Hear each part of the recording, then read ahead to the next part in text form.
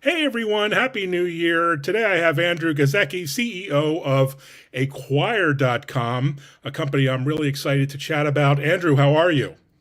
Doing good, Evan. Happy New Year to you too. Thanks for having me on.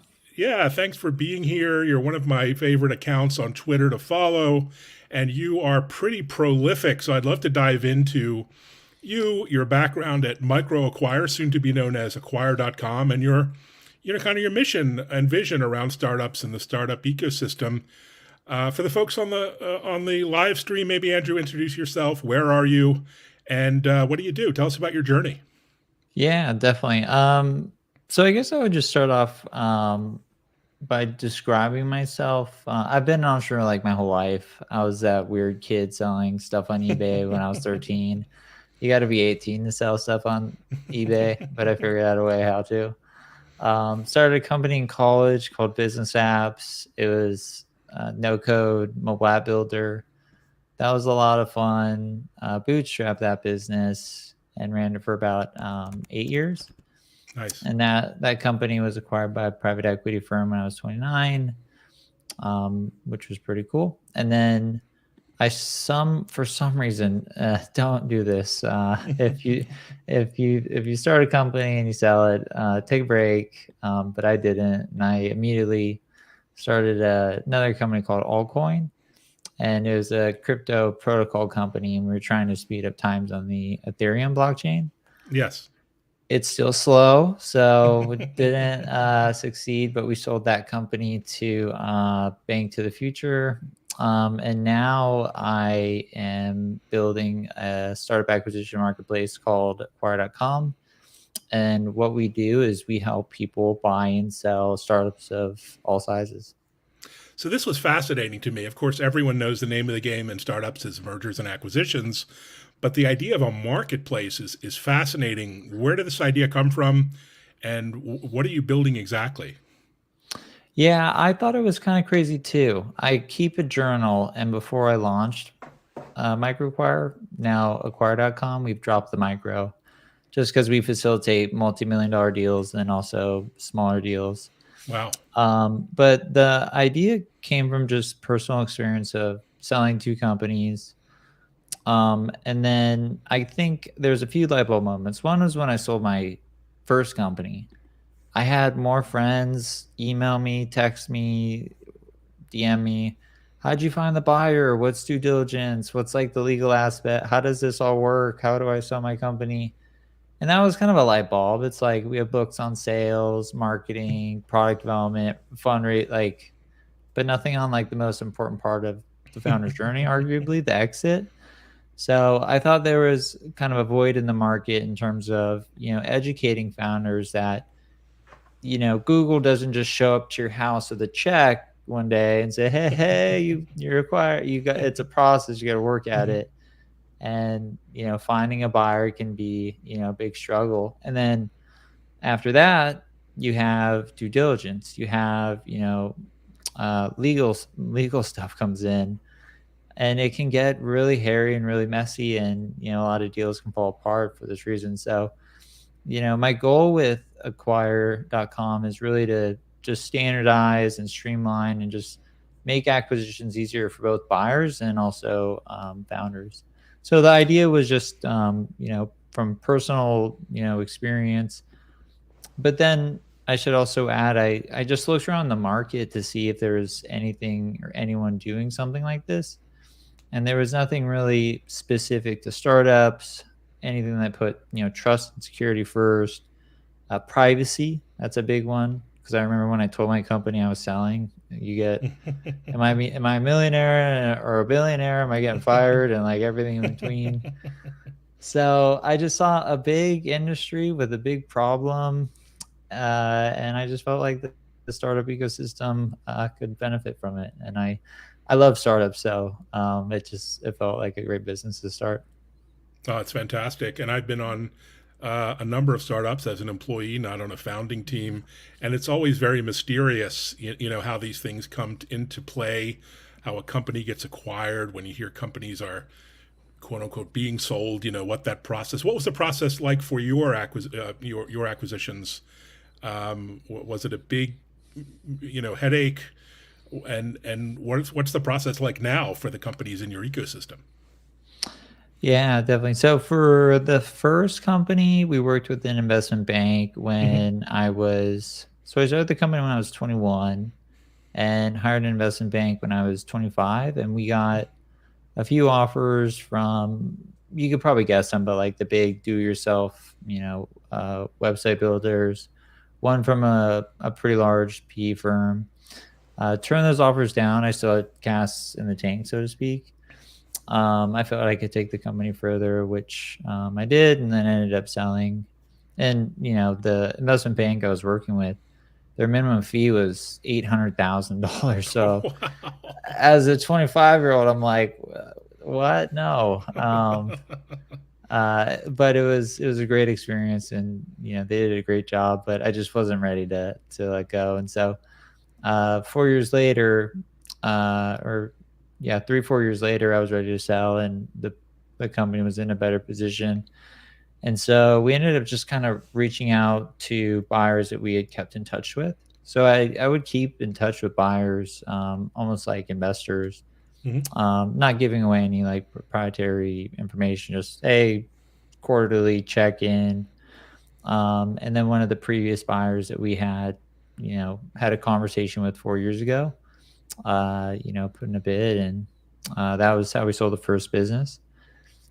And yeah, due diligence was quick and easy on that one. I shouldn't say quick and easy. It was pretty. We got it done in 30 days, Hmm. but we basically compressed like 4 months of work into 30 days. So maybe that's why I'm saying it's easy.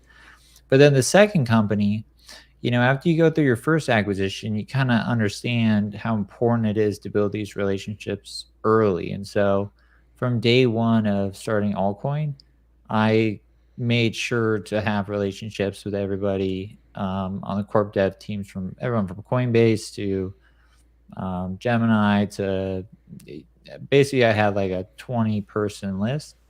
Just like, hey, this is what we're building, and I gave them updates as much as you would your investors. And so when the time came to sell the company, um, basically just ran a quick process and found a buyer pretty quickly. So just having that experience from my first business really helped. And then on MicroAcquire, I took all the stuff that I was doing manually. So everything from creating a letter of intent, or producing a 36-month P&L, or an asset or stock purchase agreement, all the items, necessary to close a transaction.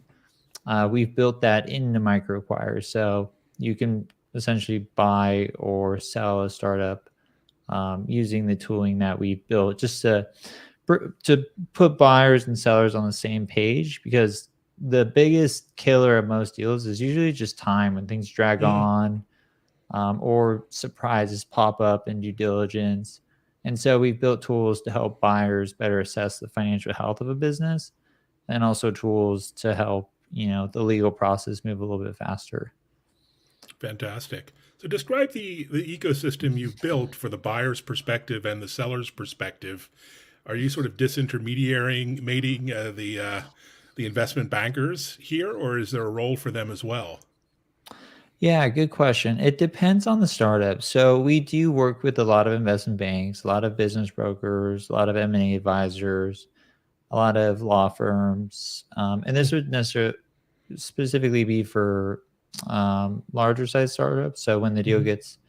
as the deal gets larger, and it's going to be a potentially life changing transaction, and maybe you're a founder that wants some help, we have a network of advisors that we can connect you with. So that's a part of MicroAcquire's business model. And then in terms of just listing on the marketplace, you can do that entirely free as well. And what we'll do is we'll advertise your deal, we'll market it to hundreds of thousands of buyers, and that's entirely free. And so also the tooling, I should note, is entirely free as well. That's fantastic. Now, what's your perspective on the current state of the startup landscape? It's a difficult time, lots of cutbacks, lots of reevaluating business cases, and dollars are drying up in many cases. What you're seeing this firsthand? What say you? Yeah, good question. So the last 3 months we've seen record numbers in terms of acquisitions, in terms of deal volume. So in the last quarter, I believe we've done almost over 150 million, maybe touching 200 million in total Wow. closed transaction volume. But I think that trend will probably continue. And I should note the types of businesses that we usually see sell are generally profitable, bootstrapped.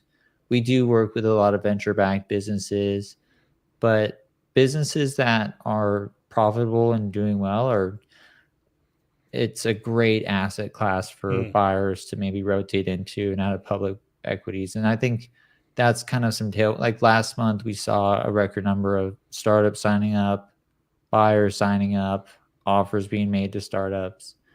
wow. So it's very active. But I should note that the area of the market in terms of startups, all you hear about typically is like the $1 billion outcomes or the $100 million outcomes. We focus generally on like the sub 20 million. Hmm. In that market, we haven't really seen multiples change. We haven't seen them lower. What we have seen though that I think is healthy and interesting, and to my surprise, is when we're in 20 and 21, like sellers' expectations. My hands are. I'm trying doing this hand thing. Like the valuations were just insane, and so it was really hard for buyers and sellers to close the gap Yes. to a realistic valuation.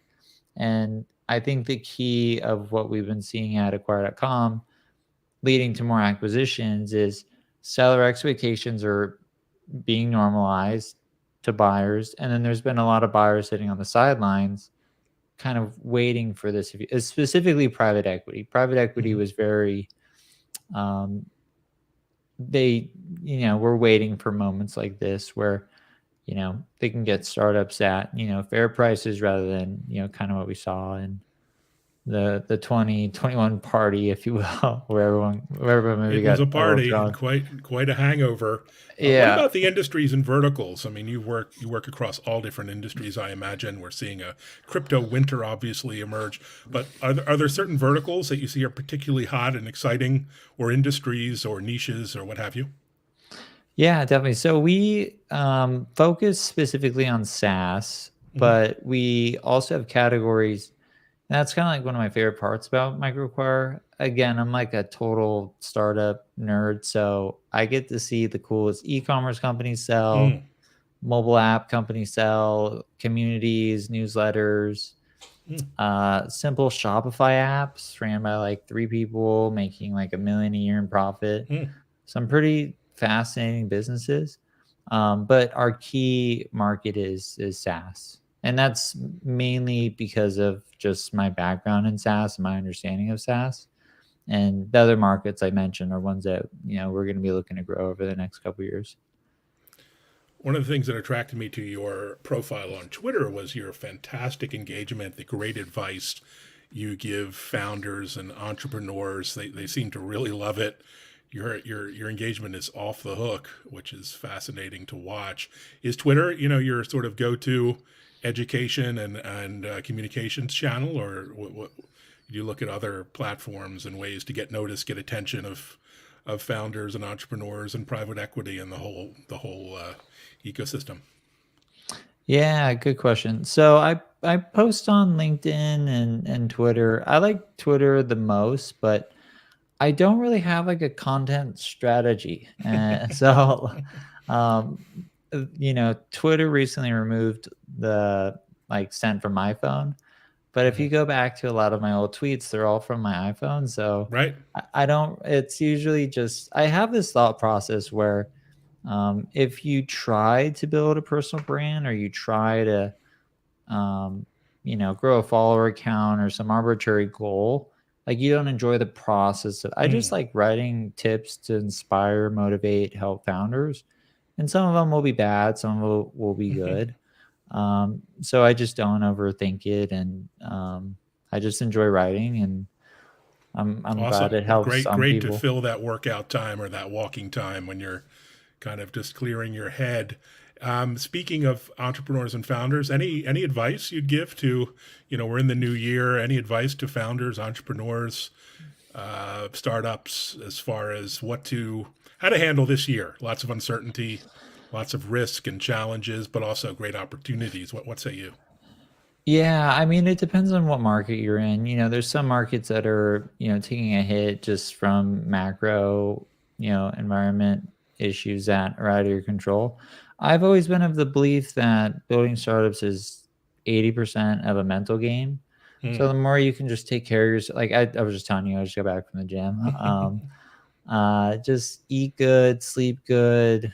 And then another thing I always think about often is, every startup, every year is hard for startups.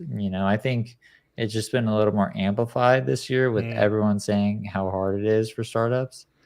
But, if you look at it in a certain way where every problem is just a solution or an opportunity to get better, I think you're going to be in a better place. So I guess what I'm trying to say is, you'd be really surprised at just how powerful being just positive and optimistic about whatever situation you're in. You might have to make some hard decisions. You might have to, make cuts, reduce spend, whatever it may be. But just stay positive and just keep going. That's my best advice. Love it. Very simple, but often overlooked. I love the self care comment too. Nothing is more important for mental health. Well, thanks so much, Andrew. Thanks for joining us, sharing your insights, and congratulations on the rebrand from MicroAcquire to acquire.com. I guess she said from Thursday, so we'll be sure to check out the new URL. But thanks so much. Yeah, thanks for joining, and all best of wishes for 2023. Yeah. Thanks for having me. And same to you, Evan. All right, take care.